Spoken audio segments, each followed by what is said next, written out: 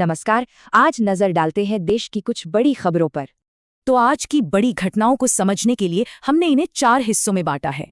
सबसे पहले बात राजनीति की और शुरुआत करते हैं उत्तर प्रदेश की एक बड़ी चुनावी खबर से। यह आंकड़ा है उन वोटर्स का जिनके नाम राज्य की वोटर लिस्ट से हटा दिए गए हैं। साफ है कि ये जो बदलाव हो रहे हैं ये बहुत बड़े पैमाने पर हैं। और 2027 चुनावों से पहले इस रिवीजन ने राजनीति में एक बड़ी हलचल पैदा कर दी है। इस पर पूर्व सीएम अखिलेश यादव ने कहा है कि बीजेपी अपने ही जाल में फंस गई है। वो अपने गठबंधन को अगली सरकार के तौर पर पेश कर रहे हैं। इस बीच कांग्रेस भी राष्ट्रीय और क्षेत्रीय स्तर पर अपनी जवाबी रणनीति बना रही है।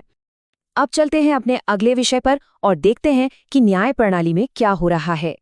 एक हाई प्रोफाइल केस में देश की 2 सबसे बड़ी अदालतें आमने सामने आ गई हैं और इस कानूनी लड़ाई के बीच पीड़िता और उसका परिवार सुरक्षा की मांग कर रहा है।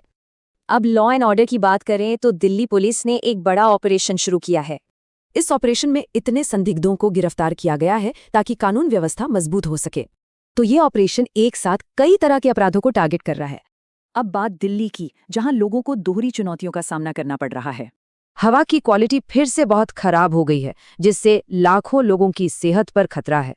ये आंकड़े देखिए, कई जगहों पर AQI 400 के पार है, जो गंभीर माना जाता है। इतना प्रदूषण खासकर बच्चों, बुजुर्गों और बीमार लोगों के लिए एक सीधा खतरा है।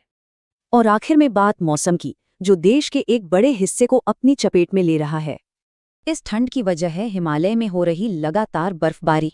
असर ये है कि देश के करीब 22 राज्य इस वक्त शीतलहर की चपेट में हैं।